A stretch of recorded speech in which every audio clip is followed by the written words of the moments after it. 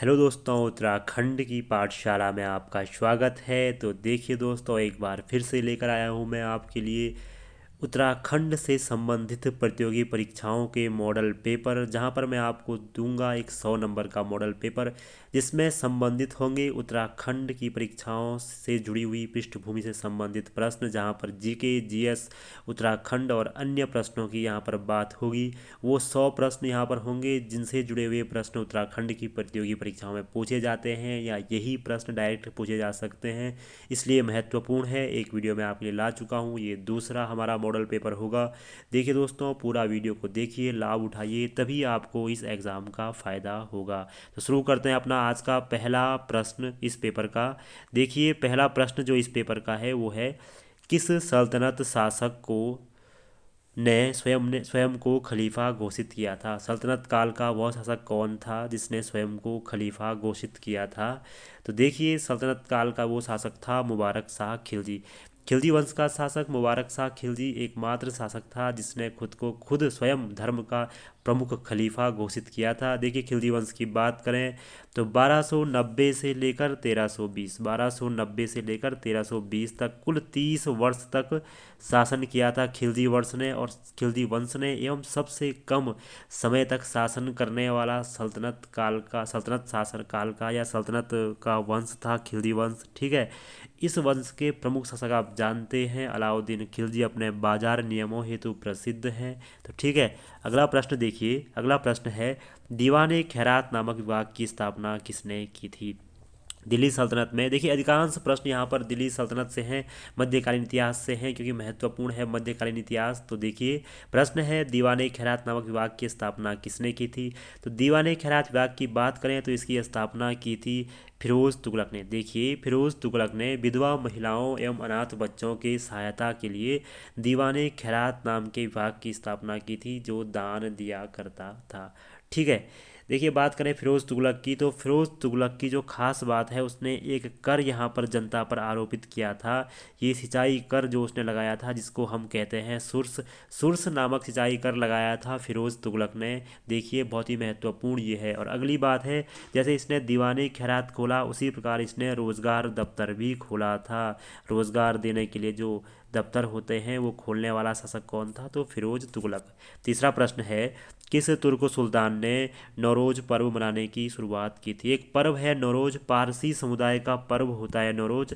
तो किस तुर्क सुल्तान ने इसको मनाने की शुरुआत की थी। तो इन चार ऑप्शंस में से सही आंसर है गयासुद्दीन बलबन। देखिए, गयासुद्दीन बलबन उन प्रारंभिक सम्राटों में से एक है जिन्होंने सल्तनत काल के प्रारंभ में शासन किया है। अगर हम बात करें गयासुद्दीन बलबन की, तो राजत्व के उच्च सिद्धांत की इसने बात की थी, है ना। राजा ही शासन वाली बात ये करता था। अफरासियाब, देखो फारस का एक प्रसिद्ध व्यक्ति था, राजा था अफरासियाब, उसका वंशज इसने खुद को बताया है गयासुद्दीन, सॉरी ये हाँ अला ये बलबन ने। ठीक, इसकी खास बात यह है कि इल्तुतमिश ने जो 40 अमीरों का दल तुर्कान ए चहलगामी बनाया था, इसने उस दल को रद्द कर दिया, भंग कर दिया। ठीक, और इसकी जो नीति थी उसे रक्त एवं लोह की नीति कहते कहते हैं। जो भी इसके शासन के कार्यों में सामने आया या इसके विरुद्ध हुआ, इसे उसने मार दिया, इसीलिए इसकी नीति है रक्त और लोह की नीति। अगला प्रश्न है, किस किस शासक को सल्तनत युग का अकबर एवं मध्यकालीन भारत का पहला कल्याणकारी निरंकुश शासक कहा जाता है। तो सल्तनत युग का अकबर और पहला कल्याणकारी निरंकुश शासक कहा जाता है option number A Firoz Tughlaq को। देखिए, फिरोज तुगलक को कहा जाता है ये सब। और इसको एक अन्य चीज़ कही जाती है, वो कही जाती है सिकंदर लोदी एवं औरंगजेब का अग्रज। अपनी धर्मांध नीतियों के कारण इसे सिकंदर लोदी और औरंगजेब का अग्रज कहा जाता है। अगला प्रश्न देखिए, इनमें से बेमेल छाटिए, कौन सा एक सही सुमेलित नहीं है। तो दीवान अमीर को ही लेखा परीक्षा विभाग, दीवान वजारत राजस्व विभाग, दीवान इंसा शाही पत्र व्यवहार विभाग और दीवान आरिज सैन्य विभाग। तो जो ऑप्शन नंबर ए है वही गलत है। दीवान अमीर को ही लेखा परीक्षा विभाग न होकर कृषि विभाग होता है, जिसकी स्थापना की थी एम बी टी, मोहम्मद बिन तुगलक ने दीवाने अमीर को ही जब उसने अपना दुआब में कर वृद्धि करके कृषि नियम लागू किए थे। ठीक है, दीवाने वजारत की बात करें, राजस्व विभाग होता है जिसकी स्थापना अलाउद्दीन खिलजी ने की। ठीक है, दीवाने इंसा शाही पत्र व्यवहार विभाग और दीवाने आरिज प्रथम सैन्य विभाग जो स्थापित किया था सल्तनत काल में वो बलबन ने किया था। तो दीवाने आरिज की स्थापना बलबन ने की थी। ठीक, याद रखना। अगला प्रश्न देखिए, जजिया का निम्न में से सुमेलित नहीं है, कौन सा एक सुमेलित नहीं है? अकबर से संबंधित ये प्रश्न है। तो इसका जो सही आंसर है इन चार ऑप्शंस में से देखिए, जजिया 1564, हल्दी घाटी 1576, मजहर 1582, दीन इलाही 1582। तो जो सही आंसर है वो है ऑप्शन नंबर सी, मजहर। मजहर की घोषणा जो अकबर ने की थी 1579 में की थी। मजहर की घोषणा की बात करें तो अकबर ने स्वयं को धार्मिक मामलों का प्रमुख बनाया था इस घोषणा के बाद से। तो मजहर की घोषणा 1579 में की थी, जबकि अन्य सभी सही हैं। अगला है, किस मुगल शासक के समय सर्वाधिक सूबे हुआ करते थे? किस मुगल सम्राट के समय सर्वाधिक सूबे भारत में थे सर्वाधिक, या उनके साम्राज्य में सर्वाधिक राज्य कितने थे? तो देखो 21 सर्वाधिक सूबे हैं मुगल साम्राज्य में और वो थे औरंगजेब के समय। जबकि बात करें हम अकबर की तो अकबर के समय जो सूबों की संख्या थी 15 सूबे कुल अकबर के समय हुआ करते थे। अगला देखिए, देवगढ़ का दशावतार मंदिर किस काल का देवालय है? देवगढ़ का जो दशावतार मंदिर है वो किस काल का है? तो सही आंसर जो इसका है वो ऑप्शन नंबर डी, गुप्त काल का देवालय है। देवगढ़ का दशावतार मंदिर भारत के प्रारंभिक देवालयों में से एक माना जाता है, नागर शैली के देवालयों में से। ठीक है, विष्णु भगवान को समर्पित मंदिर है और उत्तर प्रदेश जिले में स्थित है। अगला देखिए, रहला किस शासक के समकालीन इतिहास का वर्णन करती है? तो किस शासक के इतिहास का वर्णन यहाँ पर रहला करती है? तो मोहम्मद बिन तुगलक के समय के इतिहास का वर्णन करती है रहला, जिसके लेखक हैं इब्ने बतूता। देखो इब्न बतूता इसके लेखक हैं, जो रहने वाले थे मोरक्को के निवासी इब्न बतूता भारत आए। यहाँ पर काजी या न्यायाधीश के पद पर इन्होंने कार्य किया था मोहम्मद बिन तुगलक के दरबार में। ठीक, अगला देखिए, अगला है, आगरा किस वर्ष सल्तनत की राजधानी बनी? तो किस वर्ष आगरा को सल्तनत की राजधानी बनाया गया था? तो 1506 में सिकंदर लोदी के द्वारा आगरा को सल्तनत की राजधानी बनाया गया। जबकि बात करें स्थापना की तो 1504 में स्थापना की गई थी आगरा की, ये बाद में राजधानी बनी सल्तनत की। ठीक, अगला देखिए, असंगत छांटी इनमें से कौन सा एक असंगत है? इतिहास से ये प्रश्न है। वात्स्यायन का कामसूत्र बिल्कुल सही है। शूद्रक की मृच्छकटिकम बिल्कुल सही है, शूद्रक की रचना है मृच्छकटिकम। भारवी की किरातार्जुनीयम, भारवी जो कि पल्लव वंश के कवि हैं, इनकी रचना किरातार्जुनीयम बिल्कुल ठीक है। देखिए ऑप्शन नंबर डी, दंडिन जो देवी चंद्रगुप्तन है वो बिल्कुल गलत ऑप्शन है। दंडी देखिए, दंडिन की जो रचना है वो है 10 कुमार चरित्र। ठीक है, 10 कुमार चरित्र ये रचना है दंडी की। जबकि हम बात करें देवी चंद्रगुप्तम, तो देवी चंद्रगुप्तम जो रचना है वो है विल्हण की। आपने सुना होगा विक्रमादित्य 6 के दरबारी थे विल्हण, उनकी रचना है देवी चंद्रगुप्तन। और दंडिन की क्या है? 10 कुमार चरित्र। ठीक, अगला देखिए, तैमूर लंका आक्रमण के समय दिल्ली का सुल्तान कौन था? तो सभी जानते हैं तैमूर लंका के आक्रमण के समय दिल्ली में तुगलक वंश का अंतिम सम्राट नासिरुद्दीन महमूद शासन कर रहा था। तो तुगलक वंश का अंतिम सम्राट नासिरुद्दीन महमूद शासन कर रहा था। और तैमूर के जाने के बाद 1398 में तैमूर यहाँ पर आया था। तो इसके जाने के बाद यहाँ पर जो शक्ति शासक बनी वो थी सैयद वंश। सैयद वंश तैमूर की सहायता से ही शासन प्राप्त कर पाया था। अगला देखिए, किस सल्तनत शासक ने सर्वप्रथम स्थायी सेना की शुरुआत की? तो सबसे पहले स्थायी सेना की शुरुआत करने वाला शासक था अलाउद्दीन खिलजी। इसी ने सबसे पहले बार वेतन की जो मतलब रेगुलर वेतन देने की जो बात की, नगद वेतन, वो इसी ने दिया। और अगर हम बात करें सैनिक विभाग की तो बात कर चुके हैं, दीवाने अर्ज नामक जो सैनिक विभाग की स्थापना की थी वो बलबन ने सबसे पहले की थी। जबकि स्थायी सेना सबसे पहले रखी अलाउद्दीन खिलजी ने। अगला प्रश्न देखिए, निम्न में से एक सुमेलित नहीं है, कौन सा एक यहाँ पर सुमेलित नहीं है? कुरु का इंद्रप्रस्थ, गांधार का तक्षशिला, कौशल का श्रावस्ती और अवंती का मथुरा। तो ऑप्शन नंबर डी यहाँ पर सही नहीं है। यहाँ पर महाजनपद एवं उनकी राजधानियाँ लिखी गई हैं। अगर हम बात करें अवंती महाजनपद की तो इसकी राजधानी हुआ करती थी महिष्मती। ठीक है, महिष्मती इसकी राजधानी थी, है ना, उज्जैन या महिष्मती। ठीक, आपने सुना होगा बाहुबली में। अगला है पल्लव साम्राज्य के संस्थापक थे, तो कौन पल्लव साम्राज्य के संस्थापक इन चार ऑप्शंस में थे। तो option number A Singh Vishnu Simuka Ravi Kirti या ध्रुव। तो ए सिंह विष्णु पल्लव वंश के संस्थापक थे। पल्लव वंश की बात करें तो इन्हीं सिंह विष्णु के दरबारी थे कवि भारवी, जिनकी रचना हमने अभी देखी किरारता अर्जुनियम। देखिए यहाँ पर एक प्रमुख शासक का नाम आता है महेंद्र वर्मन फर्स्ट। तो महेंद्र वर्मन फर्स्ट की अगर हम बात करें तो इनकी एक रचना है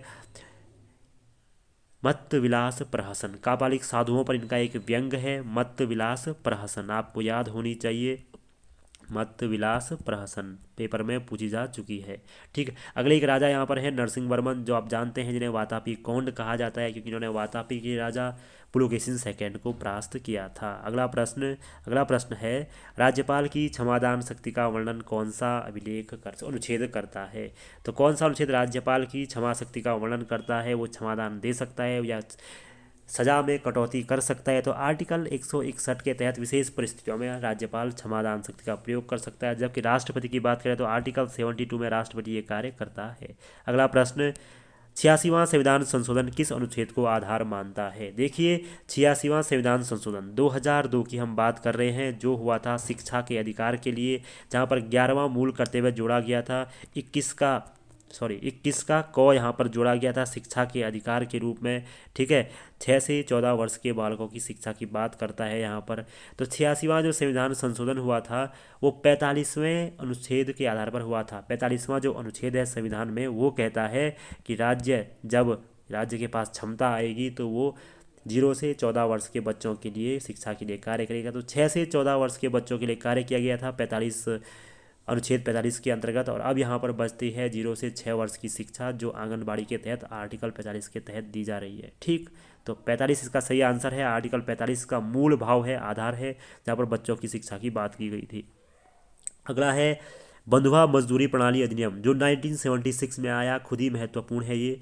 तो किस आर्टिकल के अंतर्गत इसे लाया गया था बंधुआ मजदूरी प्रणाली अधिनियम। तो इसका जो सही आंसर हो गया अनुच्छेद 23 के अंतर्गत आएगा बंधुआ मजदूरी अधिनियम। ठीक है, आर्टिकल 23 हमको बताता है, आर्टिकल 23 संबंधित है शोषण के विरुद्ध अधिकार से। 23 और 24 में है शोषण के विरुद्ध अधिकार। तो 23 शोषण के विरुद्ध अधिकार के अंतर्गत 23 के 2 में ये आता है बंधुआ मजदूरी अधिनियम, बच्चों को बंधुआ मजदूरी करने से रोकना। ठीक, अगला देखो निम्नलिखित में से कौन सा कथन गलत है। इनमें से कथन गलत है। पहला देखिए मूल कर्तव्य 1976 में संविधान में जोड़े गए, बिल्कुल सही है। स्वर्ण सिंह कमेटी की सिफारिश पर जोड़े गए थे इंदिरा गांधी के द्वारा। अगला है मूल रूप से 10 कर्तव्य जोड़े गए थे, ठीक है, बहुत सही है, 10 ही जोड़े गए थे, बाद में इनकी संख्या 11 हो गई। तीसरा है मूल कर्तव्य को न्यायालय द्वारा प्रवृत्त नहीं कराया जा सकता। देखिए आप मूल कर्तव्य का पालन करें न करें, न्यायालय आपको दबाव नहीं देगी। और अंतिम मूल कर्तव्य की बात करें तो 2002 में संविधान में अंतिम मूल कर्तव्य जोड़ा गया, ये भी बिल्कुल सही है। अगला देखिए लोकसभा का गठन किस अनुच्छेद के तहत किया जाता है, वर्णित है किस अनुच्छेद में। तो आर्टिकल 81 लोकसभा की बात करती है। बात करें हम आर्टिकल 79 की, तो आर्टिकल 79 संसद की बात करता है, जबकि आर्टिकल 80 राज्यसभा की बात करता है और आर्टिकल 81 लोकसभा की बात करता है। अगर हम बात करें लोकसभा की तो निम्न सदन इसे कहा जाता है। सर्वाधिक संख्या इसकी जो है सदस्यों की 552 सदस्य इसके भारत में हो सकते हैं, हालांकि अभी 545 ही होते हैं। अगला देखिए बंदी प्रत्यक्षीकरण रिट जारी करने के पीछे किस अनुच्छेद का मूल भाव निहित है।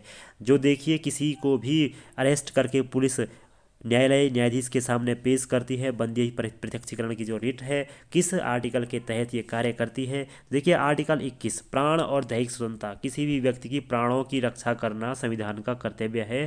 प्राण और देह की स्वतंत्रता, ठीक है, किसी भी व्यक्ति का मूल अधिकारों में आता है।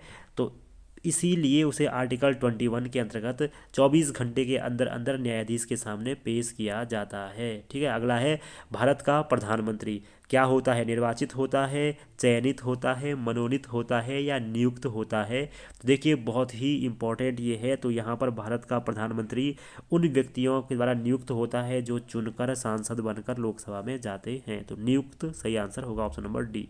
अगला है संघ लोक सेवा आयोग का संबंध किस अनुच्छेद से है। तो सीधा सीधा ये प्रश्न है, संघ लोक सेवा आयोग का वर्णन आर्टिकल 315 में है।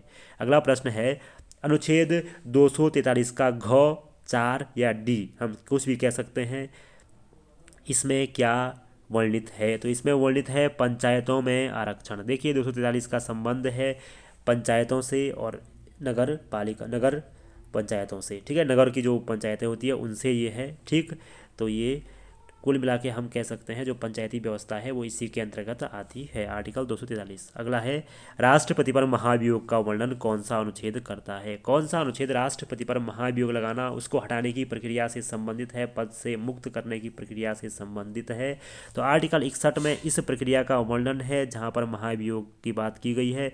बात करें राष्ट्रपति की तो आर्टिकल 52 राष्ट्रपति के पद की बात करता है। आर्टिकल 53 कहता है कि राष्ट्रपति कार्यपालिका का प्रमुख होगा, ठीक है। आर्टिकल 60 कहता है राष्ट्रपति की शपथ के बारे में। आर्टिकल 72 कहता है राष्ट्रपति की विशेष शक्तियों के बारे में, क्षमादान की शक्ति, ठीक, आपको सभी याद रखने हैं।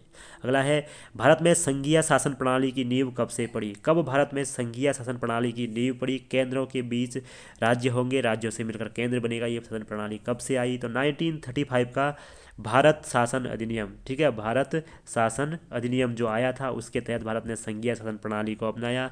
इसी के तहत 1937 में भारत में संघीय न्यायालय की स्थापना हुई और इसी के तहत 1937 में ही बर्मा को भारत से अलग किया गया, म्यांमार भारत से अलग हुआ था, ठीक। अगला प्रश्न देखिए, संयुक्त बैठक का प्रावधान किस देश से लिया गया? आर्टिकल 108 में वर्णित है संयुक्त बैठक राज्यसभा और लोकसभा की, तो किस देश से इसे लिया गया है? तो ऑप्शन नंबर बी, ऑस्ट्रेलिया से संयुक्त बैठक का प्रावधान लिया गया है 108 आर्टिकल में, ठीक है। अगर हम बात करें कनाडा से, तो कनाडा से जो प्रमुख बात ली गई है वो है, देखिए, केंद्र राज्य विभाजन, केंद्र और राज्य के बीच शक्तियों का जो बंटवारा है वो आया है, क्षेत्रों का जो बंटवारा है वो आया है कनाडा से। बात करें आयरलैंड की तो नीति निदेशक तत्व जो हमारे हैं भाग 4 में वो भी कनाडा से, आयरलैंड से आए हैं। एवं एक अन्य चीज़, राज्यसभा में राष्ट्रपति जिन 12 लोगों को मनोनीत करता है विशेष क्षेत्रों से, वो भी आयरलैंड से लिए गए हैं। और अगर हम बात करें इंग्लैंड की तो एकल नागरिकता, एक ही देश की नागरिकता, जो एकल नागरिकता का प्रभाव है हमें देखने को मिलता है भारत के संविधान में, वो इंग्लैंड से आया है, ब्रिटेन से, ठीक। अगला देखिए, धन विधेयक, संविधान की प्रस्तावना में न्याय की अवधारणा कहाँ से प्रेरित है? फ्रांस की क्रांति से, रूसी क्रांति से, ब्रिटिश क्रांति से या अमेरिकन क्रांति से? तो देखो 1917 की रूस की क्रांति से लिया गया है भारतीय संविधान में न्याय। न्याय की बात करें तो सामाजिक, आर्थिक एवं राजनैतिक न्याय की बात की गई है, सामाजिक, आर्थिक एवं राजनैतिक। देखिए यहाँ पर बात नहीं की गई है धार्मिक न्याय की। अगला देखिए, धन विधेयक से संबंधित अनुच्छेद है, इनमें से कौन सा अनुच्छेद धन विधेयक की बात करता है? तो आर्टिकल 110 धन विधेयक की बात करता है। धन विधेयक, देखिए इसका निर्णय कौन करेगा कि कोई विधेयक धन विधेयक है या नहीं? तो वो करता है लोकसभा अध्यक्ष। और ऐसा क्यों? ठीक है, क्योंकि दो प्रकार के विधेयक होते हैं, एक होता है धन विधेयक, एक होता है 117 में वर्णित वित्त विधेयक। अंतर ये होता है कि धन विधेयक में ली जाती है हमारी कर प्रणाली, कर से प्राप्त आय, उधार दिया गया धन या उधार लिया गया धन, जो संचित निधि होती है, आकस्मिक निधि होती है, ये सब आते हैं धन विधेयक में। और इसके बाद जो जुर्माना हो गया, दंड हो गया या लाइसेंस नीति से जो पैसा आता है वो सब वित्त में आता है। तो वित्त में धन विधेयक भी शामिल होता है और अन्य चीज़ें भी शामिल होती हैं। तो अगर कोई विधेयक वित्त विधेयक है या धन विधेयक है, इसका तय कौन करता है? लोकसभा अध्यक्ष, ठीक। अगला है राष्ट्रीय पिछड़ा वर्ग आयोग की गठन कब हुआ था? तो 1993 में राष्ट्रीय पिछड़ा वर्ग आयोग का गठन हुआ था, आपको याद होना चाहिए। अब भूगोल से कुछ प्रश्न यहाँ पर हैं। संसार की सबसे बड़ी ज्वालामुखी पेटी किस महासागर के किनारों पर स्थित है? देखिए महासागर की बात करें तो प्रशांत महासागर, जो बात करें अमेरिका के पश्चिमी तटों से लेकर एशिया के पूर्वी तटों तक विस्तृत है। यहीं पर प्रशांत महासागर में सबसे बड़ी ज्वालामुखी और भूकंपीय पेटी है इसके किनारों पर, ठीक है। यहाँ पर जो प्लेटें हैं वो आपस में टकराती हैं और यहाँ पर भूकंपीय प्लेटें एवं ज्वालामुखी प्लेटों का निर्माण हुआ है, सारी पेटियाँ यहीं पर है। अगला है चूना पत्थर है। चूना पत्थर किस प्रकार की चट्टान है?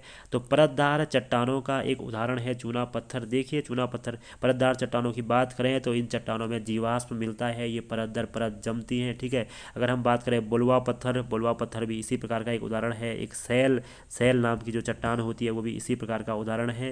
बाद में यही कायांतरित होकर क्वार्ट क्या बन जाते हैं? चूना पत्थर, है ना, चौक, डोलोमाइट, ये सब परतदार चट्टानें हैं और बाद में ये संगमरमर या इस प्रकार की चीज़ें बन जाती है, क्वार्टजाइट, संगमरमर, ठीक है, डोलोमाइट, ये सब परतदार चट्टानें हैं, आप इनको भी जरूर पढ़ लीजिएगा, पेपर में इंपॉर्टेंट है। अगला है भूमध्य रेखा से 23 डिग्री 30 के उत्तर एवं दक्षिण के मध्य किस कटिबंध का विस्तार रहता है? कौन सा कटिबंध यहाँ पर होता है? तो देखो आपको पता है भूमध्य रेखा पर सूर्य की किरणें सीधी पड़ती हैं, यहाँ पर गर्मी रहती है, इसलिए यहाँ पर हमेशा उष्ण कटिबंध वाली कंडीशन पाई जाती है। अगला देखिए, फोन नामक हवा किस पर्वत पर बहती है? फोन एक गर्म हवा है जो स्नो को हीट पिघलाने का काम करती है, बर्फ़ को पिघलाने का काम करती है। तो देखिए फोन जो हवा है वो चलती है आल्प्स पर्वत पर, आल्प्स पर्वत, ठीक है, वहाँ पर एक फोन हवा चलती है जो उसके बर्फ़ को पिघलाने का कार्य करती है।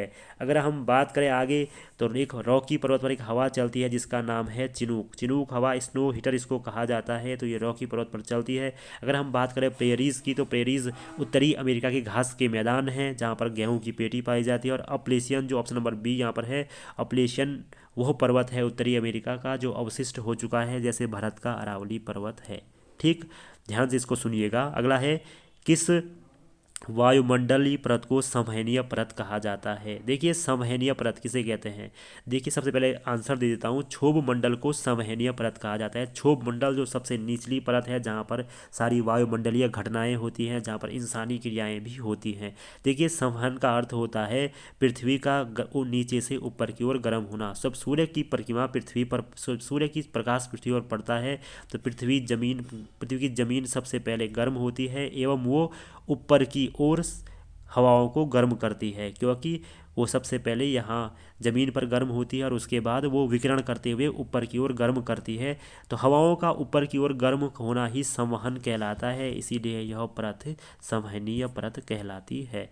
ठीक, अगला देखिए, अगला है यांग्याप दर्रा किस राज्य में है? यांग्याप दर्रा किस राज्य में है? तो सही आंसर है अरुणाचल प्रदेश में स्थित है यांग्याप दर्रा। अगला है, भारत का रुर क्षेत्र किसे कहा जाता है? देखिए रुर क्षेत्र की बात करें तो जर्मनी में है रुर क्षेत्र, जो खनिज संपदा के लिए महत्वपूर्ण है, यहाँ पर खनिज प्राप्त होते हैं। तो इसी प्रकार भारत में छोटा नागपुर के पठार में खनिज मिलते हैं, इसलिए इसे भारत का रुर कहा जाता है। अगला प्रश्न है, इनमें से कौन सा तट मंगलौर से कन्याकुमारी तक का तटीय भाग है? देखिए मंगलौर से कन्याकुमारी तक का तटीय भाग, इस तट की यहाँ पर बात की जा रही है।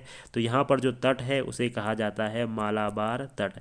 बात करें अगर हम पश्चिमी घाट पर स्थित तटों की, तो सबसे पहले गुजरात से मुंबई के बीच देखिए काठियावाड़ तट यहाँ पर है, काठियावाड़ आपको पता है गुजरात में है। ठीक है, इसके बाद बात करें मुंबई से, ठीक है, अगले नीचे की तरफ जो तट है वहाँ पर मुंबई से गोवा तक जो तट है वो है कोंकण तट। गोवा से लेकर देखिए नीचे और आगे यहाँ पर इससे नीचे कन्नड़ तट यहाँ पर है ना, कन्नड़ तट। तो 4 तट यहाँ पर है, काठियावाड़, कोंकण, कन्नड़ और मालाबार तट। जबकि यहाँ पर पूर्वी घाट पर जो तट है वो है कोरोमंडल तट, और ऊपर है उड़ीसा के आसपास उत्तरी सरकार, या यहाँ पर उत्कल तट भी इसे कहते हैं। आप ढंग से पढ़ लीजिएगा, याद रखना। अगला है, कोलेरू झील किस राज्य में स्थित है? कोलेरू झील की अगर हम बात करें तो वह स्थित है आंध्र प्रदेश राज्य में। अगला प्रश्न देखिए, इनमें से कौन सा एक शीतोष्ण घास का मैदान है? कौन सा एक ऐसा है जो शीतोष्ण घास का मैदान है? शीत उष्ण की बात ये कर रहा है, नहीं है, सॉरी नहीं है। तो देखिए वेल्ड की बात करें तो बिल्कुल है, साउथ अफ्रीका में वेल्ड है, दक्षिणी अफ्रीका में है। सवाना की बात करें तो सवाना भी एक घास का मैदान है शीतोष्ण, जिसकी बात करें वो है, देखो अफ्रीका महाद्वीप में ये है। ठीक, सॉरी, ये सवाना शीतोष्ण घास का मैदान नहीं है, उष्ण घास का मैदान है, अफ्रीका के उत्तरी हिस्से में ये है। ठीक, अगली हम बात करें स्टेपी, तो स्टेपी यूरेशिया में है, ठंडे घास के मैदान है, और डाउन्स ऑस्ट्रेलिया में ठंडे घास के मैदान है। तो कौन सा ठंडा घास का मैदान नहीं है, शीतोष्ण घास का मैदान नहीं? तो सवाना अफ्रीका का शीतोष्ण घास का मैदान नहीं है। अगला है, क्योटो प्रोटोकॉल किस वर्ष संपन्न हुआ? 1997 में संपन्न हुआ था क्योटो प्रोटोकॉल, एक सम्मेलन जिसमें बात की गई थी कि CO2 का उत्सर्जन नियंत्रित किया जाए ताकि ओजोन को क्षति न हो। तो कार्बन डाइऑक्साइड के उत्पादन पर नियंत्रण रखने के लिए क्योटो प्रोटोकॉल संपन्न हुआ था। अगला है, लटकती घाटी का निर्माण किसके द्वारा होता है? तो जो ये आकृतियां हैं, लटकती घाटी जो निर्माण है वो किसके कारण पृथ्वी पर होता है? तो हिम से या हिमानियों से लटकती घाटियों का निर्माण होता है। जब एक ग्लेशियर दूसरे ग्लेशियर का सहारा होकर टकरा जाता है या लटकता रहता है, उसे हिम घाटी कहते हैं। देखिए लटकती घाटी कहते हैं। उत्तराखंड में कई लटकती घाटियाँ हैं। अगला प्रश्न देखिए, किस महाद्वीप के बीचों बीच विषुवत रेखा गुजरती है? तो एकमात्र महाद्वीप है जिससे तीनों रेखाएं गुजरती हैं और उसके मध्य से विषुवत रेखा गुजरती है, नाम है अफ्रीका महाद्वीप। अगला है, इनमें से कौन सा इस्पात संयंत्र जर्मनी की सहायता से लगाया गया है। देखिए, भारत जब आज़ाद हुआ उसके बाद यहाँ पर इस्पात संयंत्र लगाए गए जो बाहरी विदेशों की सहायता से लगाए गए थे। तो इनमें से कौन सा एक वह है जो जर्मनी की सहायता से लगाया गया था। तो राउरकेला जो इस्पात संयंत्र है वो उड़ीसा में जर्मनी की सहायता से लगाया था, उड़ीसा में जर्मनी की सहायता। जबकि दुर्गापुर की बात करें तो पश्चिम बंगाल में दुर्गापुर ब्रिटेन की सहायता से लगा था। एवं बोकारो एवं भिलाई, बोकारो जो कि स्थित है हमारा झारखंड में और भिलाई छत्तीसगढ़ में, ये दोनों रूस की सहायता से बने थे। ये भी आपको याद रखना, दुर्गापुर ब्रिटेन, राउरकेला जर्मनी, बोकारो एवं भिलाई रूस की। ठीक, अगला देखिए, अगला है, पेरियार वन्यजीव अभ्यारण्य किस राज्य में स्थित है। तो पेरियार वन्यजीव अभ्यारण्य स्थित है केरल राज्य में। अगला है, उत्तराखंड का ये प्रश्न है, डॉक्टर आर एस बिष्ट का संबंध किस क्षेत्र से है। तो डॉक्टर आर एस बिष्ट की बात करें तो पुरातत्व से संबंधित ये व्यक्ति हैं, उत्तराखंड के प्रमुख व्यक्तित्व में से एक। अगला है, गैरसैंण राजधानी निर्माण की मांग हेतु आमरण अनशन करते हुए बाबा मोहन उत्तराखंडी किस वर्ष शहीद हुए। तो देखिए, गैरसैंण को राजधानी बनाने की मांग की थी बाबा मोहन उत्तराखंडी ने और अनशन पर बैठे थे, लेकिन 2004 में इनकी मृत्यु हो गई थी अनशन करते हुए। ठीक, शहीद हो गए थे ये। अगला देखो, इनमें से कौन सा नृत्य पांडवों के जीवन पर आधारित है। सरों, बुढ़ियात, हारुल या लंगवीर। तो जौनसारी जो नृत्य है हारुल, वो पांडवों की जीवन पर आधारित एक गीत है। यहाँ पर पांडवों के गीत गाए जाते हैं। सरों की बात करें तो तलवार ढाल के साथ किया जाने वाला एक नृत्य है सरों। ठीक, बुढ़ियात भी एक नृत्य है जौनसारी जनजाति का। ठीक, अगला है, जौनसार क्षेत्र का सबसे बड़ा मेला किसे माना जाता है। तो परीक्षा वाणी का ये प्रश्न है, बिस्सू मेला ऑप्शन नंबर डी, जो बैसाखी मेला यहाँ पर होता है उसे जौनसार क्षेत्र का सबसे बड़ा मेला माना जाता है। जबकि माघ मेला भी जौनसारियों का ही एक मेला है, नुड़ाई भी फसल काटते वक्त इनका एक मेला है। और वीर केसरी चंद 3 मई को चौड़ी थात चक्राता के पास लगने वाला मेला प्रसिद्ध यहाँ पर शहीद वीर केसरी की याद में लगने वाला मेला है। अगला देखिए, मसूरी वन्यजीव विहार की स्थापना किस वर्ष हुई। तो 1993 में मसूरी वन्यजीव विहार की स्थापना यहाँ पर हुई थी। अगला देखो, राज्य का सर्वाधिक राजस्व किस क्षेत्र से आता है। तो प्रमुख ये प्रश्न है। ऑप्शन नंबर सी, देखिए आप पर्यटन कर सकते हो, लेकिन ऑप्शन नंबर सी, वाणिज्य क्षेत्र से राज्य का सर्वाधिक राजस्व प्राप्त होता है।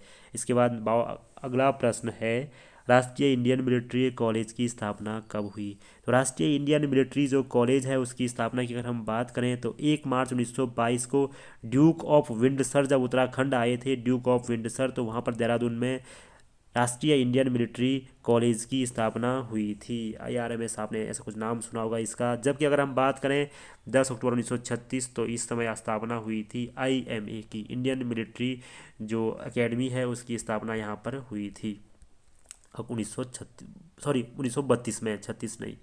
ठीक, अगला है, किस जिले में प्रसिद्ध शक्ति मंदिर स्थित है। इनमें से कौन सा वह जिला है जहाँ पर प्रसिद्ध शक्ति मंदिर स्थित है। तो शक्ति मंदिर की बहुत आसान ये है, बात करें उत्तरकाशी जिले में स्थित है और विश्वनाथ मंदिर के सामने ही स्थित है, जहाँ पर राजा गुह का एक त्रिशूल अभिलेख प्राप्त हुआ है। त्रिशूल पर कुछ लिखा हुआ है, शंख लिखि में जो अभिलेख है राजा गुह का। ठीक है, अगला है, सिरमोही किला किस जिले में स्थित है। तो सिरमोही किले की बात करें तो चंपावत जिले में स्थित है सिरमोही जिला किला। आपको देखिए उत्तराखंड के प्रमुख किले भी याद करने होंगे। अगला प्रश्न है, कोटा खर्रा आंदोलन का संबंध क्या किस सब्जेक्ट से था या किस मुद्दे से था। तो कोटा खर्रा आंदोलन का संबंध था किसान समस्याओं से, किसान की भूमि समस्याएं, भूमियों का कम वितरण या असमान वितरण।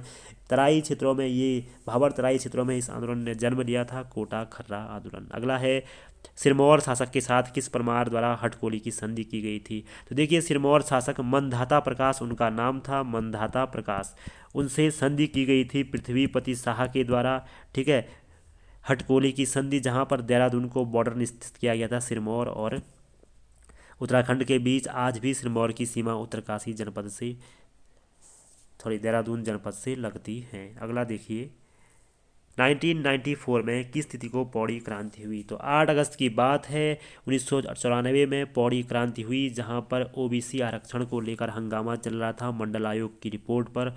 और इसी के बाद जो यहाँ पर जो यहाँ पर विद्यार्थी आंदोलन हो रहे थे कॉलेजों के, वो अचानक बदल गए राज्य आंदोलनों में। तो ठीक है, जो शिक्षा के जो आंदोलन थे उनको राज्य आंदोलन में बदलने का जो काम किया था वो किया था पौड़ी क्रांति ने। अगला देखिए, इनमें से कौन सा एक ताल उत्तरकाशी में नहीं है? मलदारू ताल, न्यूसारा ताल, मनेरा ताल या गंगपानी ताल?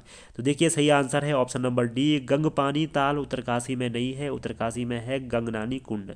ठीक है, गंगनानी कुंड उत्तरकाशी में स्थित है, जबकि गंगपानी जो ताल है वो है पिथौरागढ़ में। ये एक ताल है और वो एक कुंड है। तो ये आपको याद रखना है, मलदारू ताल, न्यूसारा ताल और मनेरा ताल तीनों उत्तरकाशी में हैं। अगला प्रश्न है, रामनगर किस नदी के तट पर है? तो रामनगर देखिए कोसी नदी के तट पर बसा है रामनगर। जबकि हम बात करें अन्य किच्छा, काठगोदाम, इन सब की, तो गोला नदी के तट पर ये शहर बसे हुए हैं। अगला है, चोपता एवं दुगई अगर सूर्य मंदिर कहाँ है? प्रसिद्ध जो सूर्य मंदिर है चोपता एवं दुगई अगर किस जिले में स्थित हैं? तो इसका जो सही आंसर है ऑप्शन नंबर डी, पिथौरागढ़ में स्थित है चोपता एवं दुगई अगर मंदिर समूह। ठीक है, इसको आपने देखना है, चोपता एवं क्या, दुगई अगर। जबकि बात करें उत्तरकाशी की, तो उत्तरकाशी में एक सूर्य मंदिर है मंझियाली। देखो मझखाली नहीं बोल रहा हूँ, मंझियाली बोल रहा हूँ। मझखाली, बुग्याल और मोड़ा में है ये मंझियाली सूर्य मंदिर है। जबकि बात करें अल्मोड़ा की, तो कटारमल आप जानते हैं और बूटधारी सूर्य मंदिर भी आप जानते हैं। अगला है, किस चंद शासक को बूढ़ा अत्याचारी शासक कहा जाता है? तो देखिए ऑप्शन नंबर जो होगा ए बी सी डी में से जो सी है, बाज बहादुर चंद, इसे ही अंतिम समय में अत्याचारी कार्य करने के कारण बुरा अत्याचारी शासक कहा गया है। बात करें तो इसका जो शासन प्रणाली थी मुगलों से बहुत मिलती थी, औरंगजेब की तरह ये शासन किया करता था। ठीक है, और कुमाऊं में चिजिया तक वसूला था बाज बहादुर चंद ने। अगला देखो, नेकलेस एवं हौलदार किसकी रचनाएं हैं? तो रचनाएं मैं आपको बताऊंगा, धीरे धीरे चैनल पर अपडेट होंगी उत्तराखंड के रचनाकारों की रचनाएं बहुत जल्द ही। ठीक है, तो नेकलेस एवं हलवा जो रचना है वो है शेखर जोशी की, जबकि इससे मिलती जुलती एक रचना है हौलदार। हौलदार जो रचना है वो है शैलेश मटियानी की। ठीक, अगला देखिए, हरी भरी उम्मीद एवं चिपको मूवमेंट किसकी रचना है? हरी भरी उम्मीद और चिपको मूवमेंट रचना है शेखर पाठक की। देखिए प्रमुख व्यक्तित्व हैं शेखर पाठक उत्तराखंड के। इनकी अन्य रचनाएं प्रसिद्ध जो हुई हैं वो हुई है एशिया की पीठ पर, पंडित नैन सिंह रावत पर इन्होंने द पंडित्स करके कोई एक रचना लिखी है। एक अन्य रचना इनकी है नशा एक षड्यंत्र है। और 1983 में इन्होंने एक संस्था बनाई थी, उसका नाम है पहाड़, जो अभी भी काम कर रही है, पहाड़ों पर शोध कर रही है। ठीक, अगला प्रश्न है, क्रिश्चियंस नेशनलिस्ट किसका अखबार था? तो इन चार ऑप्शंस में से बुद्धि बल्लभ पंत, बैरिस्टर मुकुंदीलाल, जयादत्त जोशी, मोहन जोशी में से किसका अखबार था क्रिश्चियंस नेशनलिस्ट? तो इसका सही आंसर है देखिए option number D, Mohan Joshi. देखिए मोहन जोशी, जिनका पूरा नाम है विक्टर मोहन जोशी, उनका अखबार है क्रिश्चियंस नेशनलिस्ट, जो ईसाई समाज से संबंधित है। 1920 में इनका यह अखबार निकला। देखिए अगर हम बात करें विक्टर मोहन जोशी की, तो महात्मा गांधी ने अपने पत्र में इन्हें कहा था, ईसाई समाज का उत्कृष्ट पुष्प पूछा जा सकता है। ठीक, अगला देखिए, सेराघाट परियोजना किस नदी पर स्थित है? तो सेराघाट जो परियोजना स्थित है वो स्थित है ऑप्शन नंबर बी, सरयू नदी पर प्रसिद्ध ये परियोजना यहाँ पर है। अगला देखिए, किस देवालय में रत्नचंद की काले पत्थर की मूर्ति मिली है? तो कौन सा वो देवालय है जिसमें रत्नचंद की काले पत्थर की मूर्ति मिली है? तो जागेश्वर ही वो देवालय है जहाँ पर इनकी काले रंग की पत्थर की मूर्ति मिली है। जबकि इसी मंदिर में तिरुमल चंद एवं दीपचंद की मूर्तियां प्राप्त हुई हैं। ठीक, अगला देखो, सूर्यधार झील किस जिले में स्थित है? तो हाल ही में इसका कुछ वर्ष पूर्व निर्माण हुआ है सूर्यधार झील का। देहरादून में त्रिवेंद्र सिंह रावत के द्वारा इस झील का निर्माण हुआ था, सूर्यधार झील। अगला देखिए, उच्च न्यायालय नैनीताल द्वारा ई वैन कोर्ट योजना कब शुरू हुई? देखिए नैनीताल कोर्ट के द्वारा शुरू किया गया है सारे उत्तराखंड के सभी जिलों में ई वैन कोर्ट योजना, जहां पर सचल न्यायालय की तरह जाएगा न्यायालय वाहन, एवं वहीं पर बयान और जो अन्य कोर्ट की कार्यवाही होती है वो जो कोर्ट तक न पहुंच सके उसके लिए ये सुविधा की गई है कोर्ट के द्वारा। 15 अगस्त देखिए 2021 में ये व्यवस्था की गई है, 15 अगस्त को 2021 में सचल न्यायालय वाहन।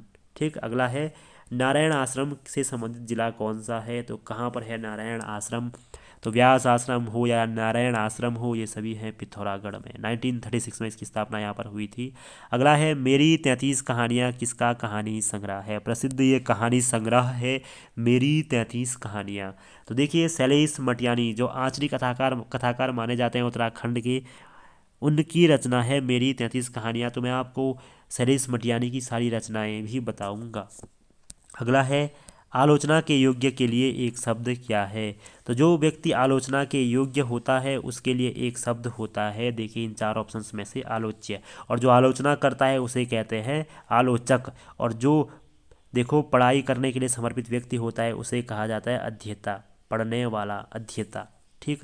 अगला देखिए, ध्यानपूर्वक क्या है? इन चार ऑप्शंस में से ध्यानपूर्वक क्या है? निपात है, समुच्चय बोधक है, संबंध बोधक है, या क्रिया विशेषण है? तो इसका सही आंसर है जो ध्यानपूर्वक है वो है क्रिया विशेषण। देखिए, सुनना एक क्रिया है और ध्यानपूर्वक सुनना क्रिया की विशेषता बता रहा है, इसलिए क्रिया विशेषण है। ये एक अभिकारी शब्द है। अभिकारी शब्द के चार प्रकार होते हैं जो लिंग, वचन, काल, कारक के आधार पर परिवर्तित नहीं होते हैं। समुच्चय बोधक, संबंध बोधक, क्रिया विशेषण एवं विस्मयादि बोधक, इस चार प्रकार के अव्यय या अभिकारी शब्द होते हैं। अव्यय ही अभिकारी शब्द कहलाते हैं। अगला है, प्रवंचना शब्द का अर्थ है। प्रवंचना शब्द का अर्थ क्या होगा? तो इन चार ऑप्शंस में से जो प्रवंचना है उस शब्द का अर्थ है धोखा। देखिए, ऐसे प्रश्न भी आते हैं, हिंदी के कठिन प्रश्नों के अर्थ पूछे जाते हैं, ये भी आपको करना है।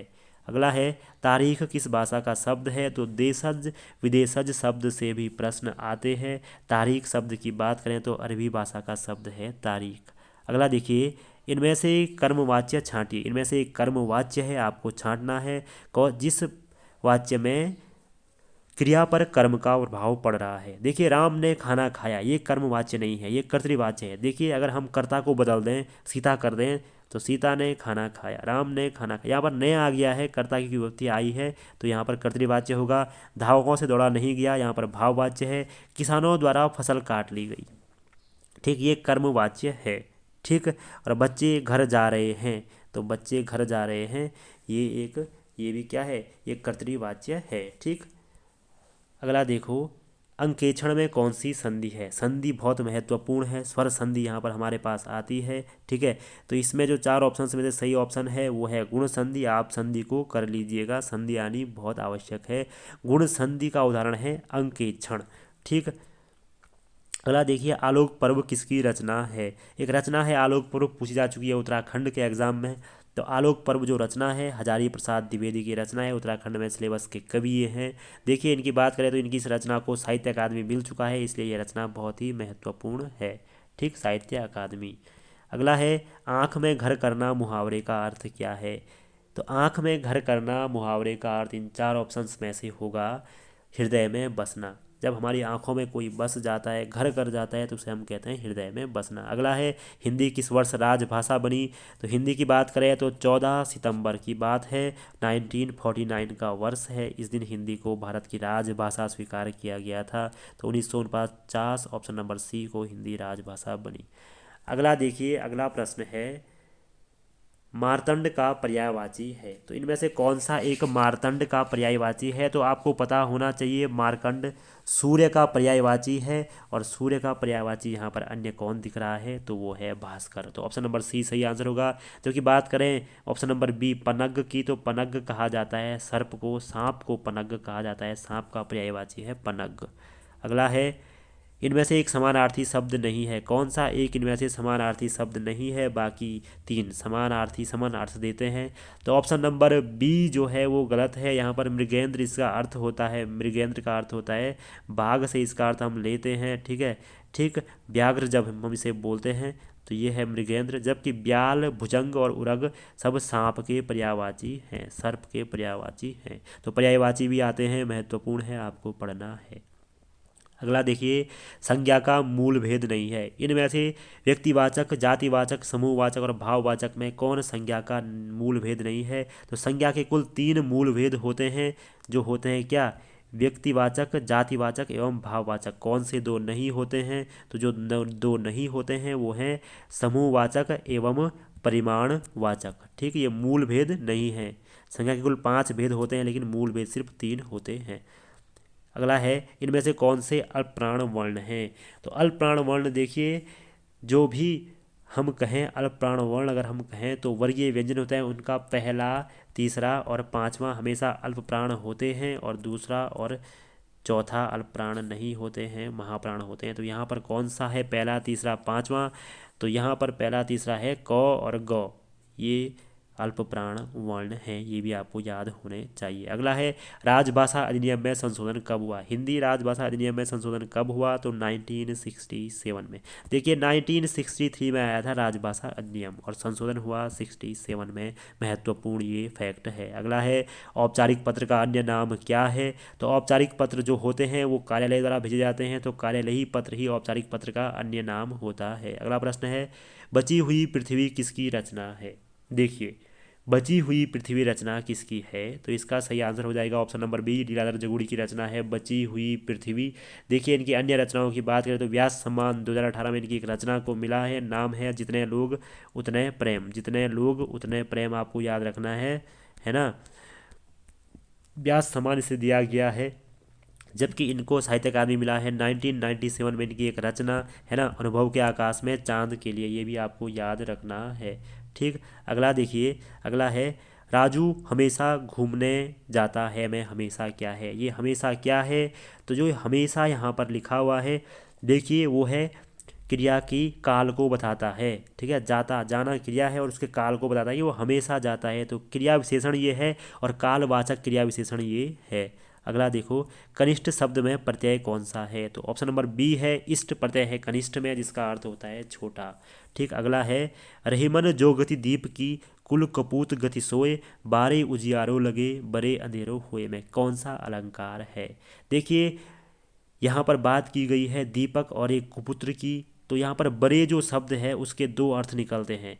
ठीक है, रहीमन कुल कपूत, दीप के अगर कहते हैं जब दीप बढ़ता है तो वो बुझ जाता है, और उसी प्रकार जब कुपूत बचपन में अच्छा लगता है जब बड़ा होता है तो वो कुल को नष्ट कर देता है।